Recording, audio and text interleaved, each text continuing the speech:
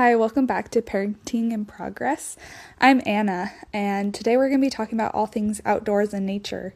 I'm hoping this week you can maybe understand me a little better. I got my braces off, and I'm so excited so I can maybe not trip over my words as much. But anyways, we're talking about all things outdoors and nature, like I said. So as the weather gets warmer, it's been getting even hot where I am in March, which is crazy to me.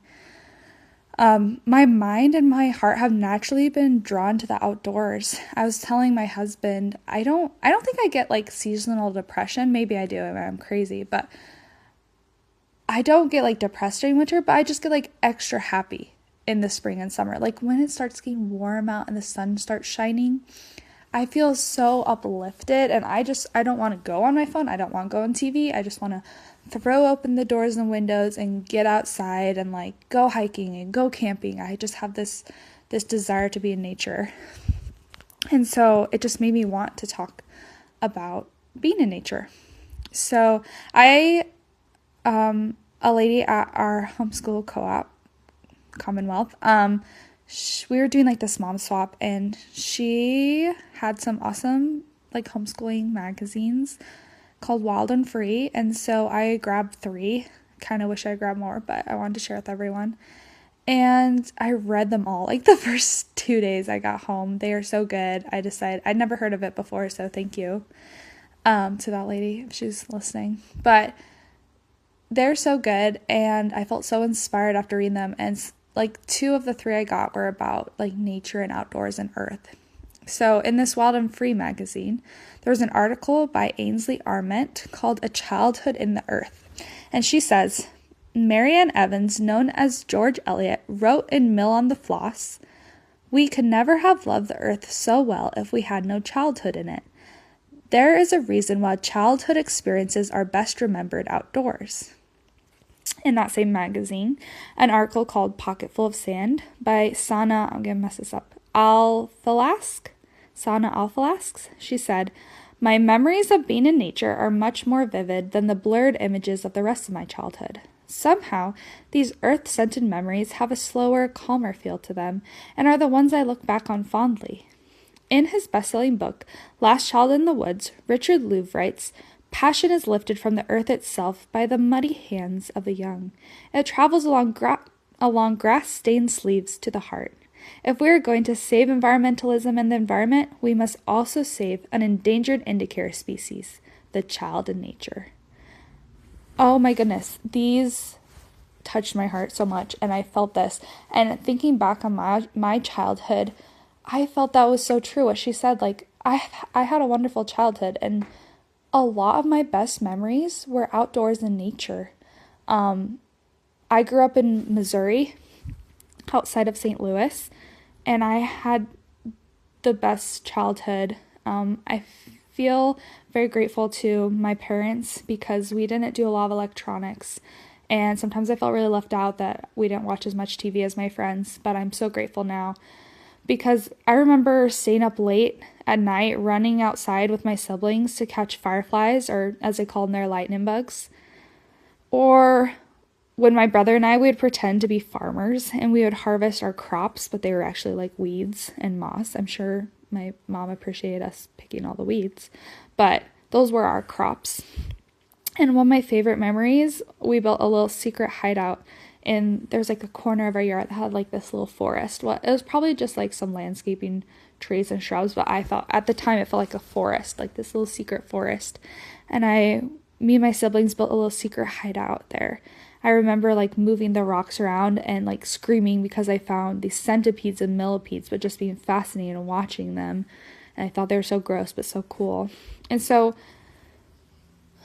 maybe this isn't true for you, but I think a lot of us, our best memories of childhood are, I think, 2, being out in nature and being with our family, relationships and nature. And if you combine those 2, playing with my siblings in nature, some of my best memories and some of my clearest memories too. And that just made me really sad for this generation of kids and who are growing up inside with their head bowed to these screens or up to these TVs. And it just broke my heart for these kids who aren't getting that same experience and this same amount of outdoors. And I know there's a lot of reasons for that, but I do think we can get our kids out in nature more. I really do. It makes me want to take my kids out even more. I'm not perfect at that. I'm not preaching here perfectly. I'm probably preaching to the choir, to be honest. You guys probably all do much better than me at getting yourselves and your kids out in nature. But I have this desire as it's getting warmer to get out more. And yesterday, well, I guess it's 2 days. The notes I'm reading, it was yesterday, but 2 days ago, my son was running around barefoot for over an hour at our homeschool Commonwealth outside. There was like this big hill or side of a mountain, I don't know what you call it. It's very just dirt and rocks and shrubs. And he's not 2, but every time he heads straight for that mountain. He climbs halfway up it and it scares me to death. But at the same time, it reminds me of my childhood, like running around barefoot. Like, I mean, most of the time my mom was inside or not even paying attention, right? Like, it was more safe, a little more safe back then, and especially in the area I lived in. But it just reminded me of that, and I want to give my sons that same childhood I had, that same experience of being free and exploring nature. So as a mom, I think it's so hard to let our kids get dirty or do things that are potentially dangerous. So I think a lot of times we try to see the future. At least this is me. I try to see the future and stop it, right? Stop something bad from happening. And so I hold my son back. And I know this about me. And so there's a lot of times I try to step back and just let him go and let him explore. And when we do this, when we try to hold them back or stop bad things from happening, which is a great desire, right? I think we're also stopping some potential growth. Curiosity is the first step to creativity and to growth. So sometimes the best thing is for us to step back, but like be there in case they need us. Like you can supervise and watch and be there. But I let my almost 2-year-old run around barefoot in, up a mountain in the desert. Maybe a lot of parents wouldn't do that because they'd be worried about snakes. I was a little worried about snakes. They're like my worst fear. But snakes or rocks poking his feet or like thorns or pokies. But actually he was fine. He was completely fine. And, if something did happen, I could take care of it. And I was there to watch and monitor and make sure if I saw a snake, I'd run, go grab him or something. But I let him explore and be curious. And that brings me to, I think there's a reason kids need men. I think there's a reason that kids need a man and a woman, right? Like, as a mom, as a woman, I'm very good at, predicting these things that will happen and trying to safeguard him. And I think guys, at least my husband, is really good at letting him push these limits and letting him explore and not holding him back. And so I think that's why we need this balance of a mom to protect and a dad to push, right? And my husband, he loves to go out exploring with my almost 2-year-old, and he lets him lead the way or just explore places or doing things maybe I would normally say no to. And so I just have to let him be that dad and let him experience this. And I know this is so good for him, especially for them to do together and to bond together. My husband, he is way more of an outdoorsy guy than I am. He loves all things like dirt bikes and quads, mountain climbing, mountain biking. I am not the most athletic person. I enjoy those things sometimes. But I actually really love camping, and this is something that we found that we both love. And so my husband, he recently went out and bought this huge, probably way too big, canvas tent. And also it has a place for a wood burning stove. So he got it's like a little camping wood burning stove so that we can camp year round. And we've only used it once so far. I mean, we had a 4-month-old at the time, so that we used it, and we just went camping in his parents' backyard. But I'm planning a camping trip. I'm really excited about it, like a bigger one for next month. And then we'll also be going a couple times. Just, we have a couple more camping trips planned. But anyway, we can camp all year with it.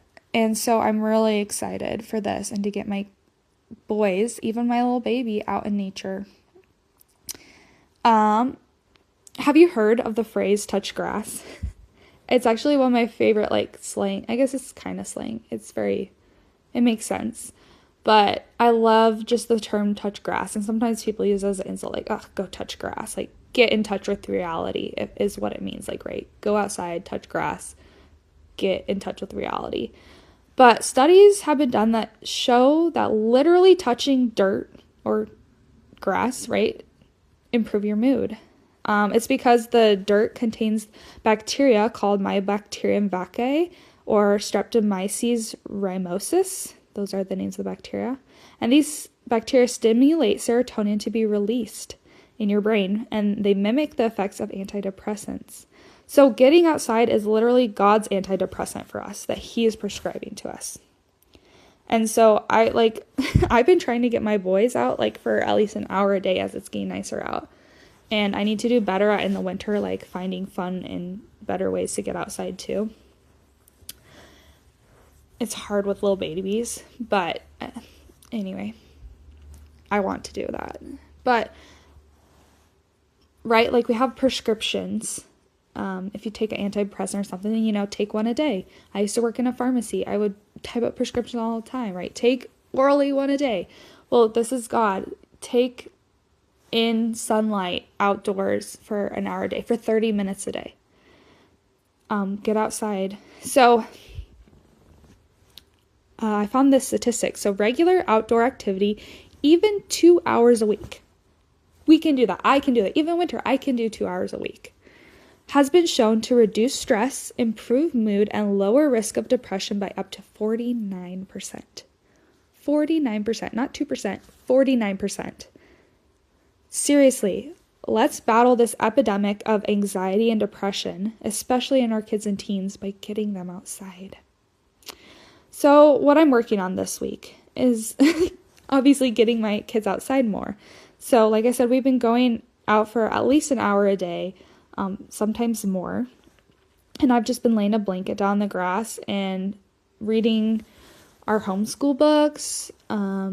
Or just the other day, I just sat on the blanket while my son played outside and watched him and held my baby. I noticed too, one time my baby, my 5-month-old, he was really fussy.